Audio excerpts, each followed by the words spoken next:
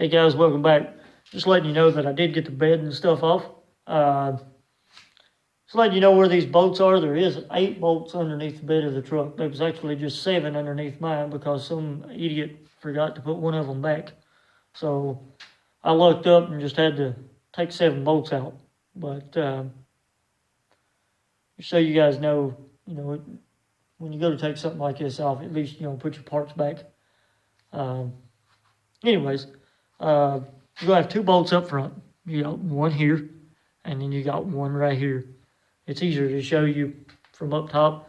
You're going to have one over there where that shiny square spot is, and then you're going to have one over there where that bracket is beside the filler neck. You're going to have one here, and then you're going to have one at the main back of the frame. Same thing on that side, one at the main back of the frame, and then you're going to have one right in front of the shock hanger.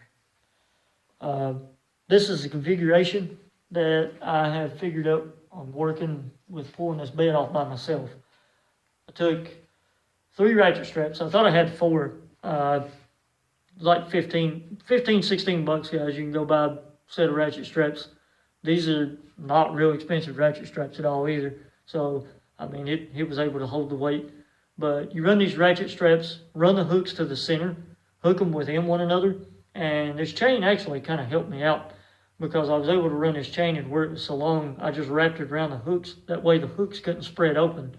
And just made a loop in the chain, hooked it to the cable coming along, threw it around the rafter up top, hooked it within itself, and I was actually able to stand inside this bed in the center and pick this bed up off the truck. Once I got it up high enough, I just pushed the truck up underneath the bed. It's fairly simple. Make sure you check out all my other videos from the start to finish on this truck. It's 93 Silverado Project Resurrection. My next video is we're going to be pulling these door panels off, unhooking the wiring and stuff out of these doors, and removing the doors. Once we get the doors out, we're going to be removing these seats. I imagine these seats are probably fairly heavy because these are electric seats. So I imagine I'm going to have fun lifting this big bad boy out here.